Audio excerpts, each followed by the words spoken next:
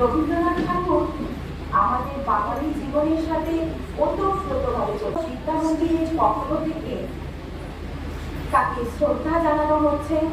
তারই লেখা কবিতা, আবৃত্তি, নাচ ও নাটকের মাধ্যমে আমরা অনুষ্ঠান শুরু করব আমাদের বিদ্যালয়ের প্রধান শিক্ষিকা সুষমা চৌধুরী মহাশয় বক্তব্য। কবিগুরু রবীন্দ্রনাথ ঠাকুরের জন্মবার্ষিকী রবীন্দ্র জয়ন্তী উদযাপন করছে।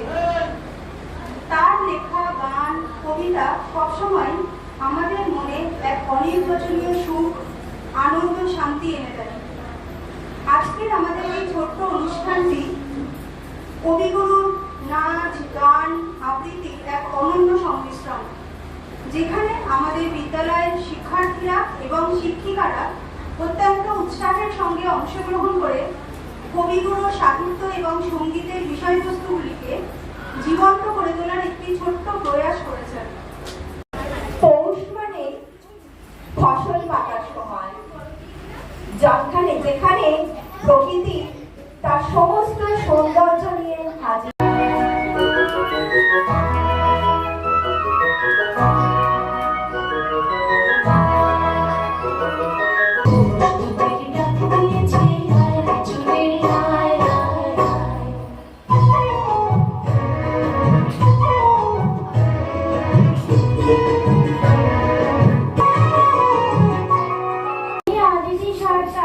আমি রবীন্দ্র জন্মজয়ন্তী উপলক্ষে রবীন্দ্রনাথ ঠাকুরের সম্পর্কে কিছু বলতে চাই।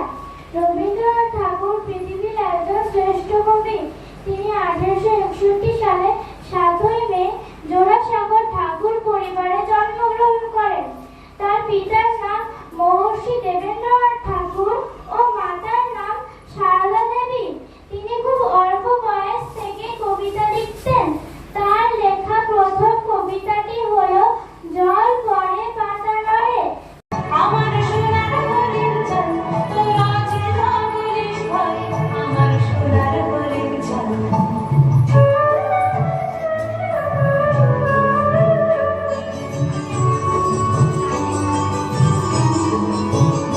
তোরা খাবার জিনিস আগে কিনিস না মনে, আমার যা ছিল তা গেল বুঝে জানি তার ছবি। এখনো তো বড় হইনি আমি, ছোট আছি ছেলে মানুষ বলে। দাদার চেয়ে অনেক মস্ত হব বড় হয়ে বাবার মতো হলে। দাদা তখন পড়তে যদি না চায়, পাখির ছাড়া বসে কেবল খাঁচায়।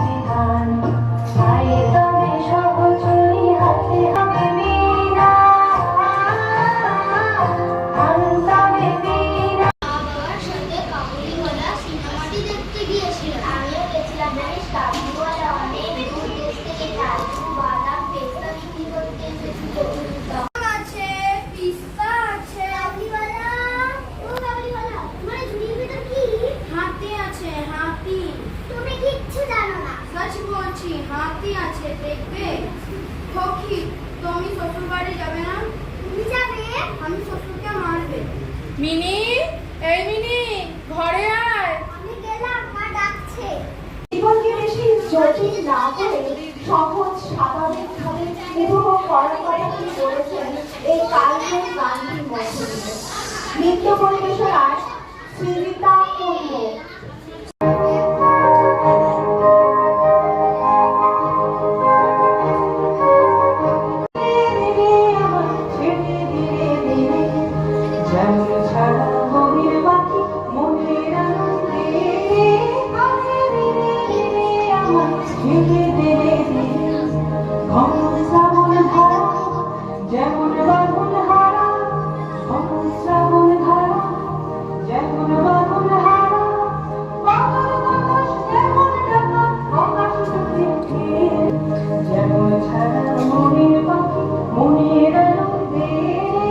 আমারও পড়ানো রাখা চাই এই গানটির মধ্যে দিয়ে কবি তার প্রিয়জনদের প্রতি তার মনোভাব ও আকাঙ্ক্ষার প্রকাশ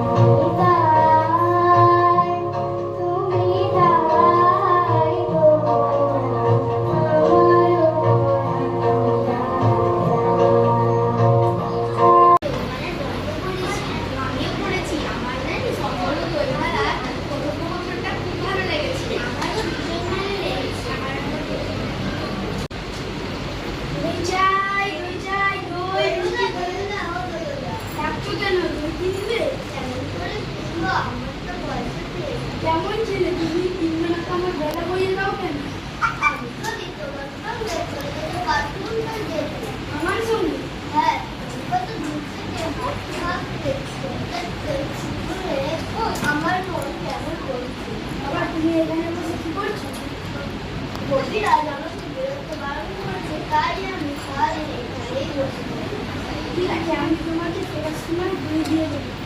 দই চাই, দই, মিষ্টি দই।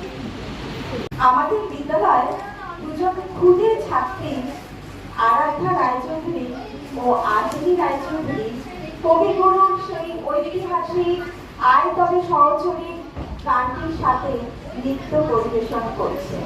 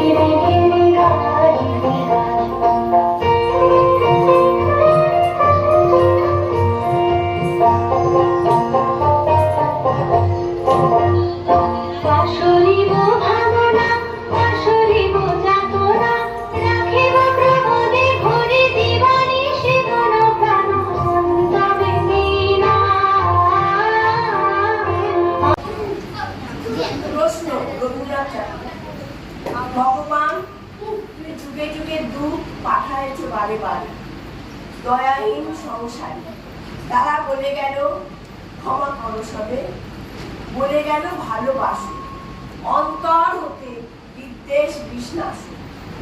বরণীয় তারা, স্মরণীয় তারা, তবুও বাহিরে দ্বারে আজই দুদিনে জানাবো তাদের ব্যর্থ নমস্কার। আমি যে দেখেছি গোপন হিংসা কপট রাত্রি ছায় হেনেছিল সহায়।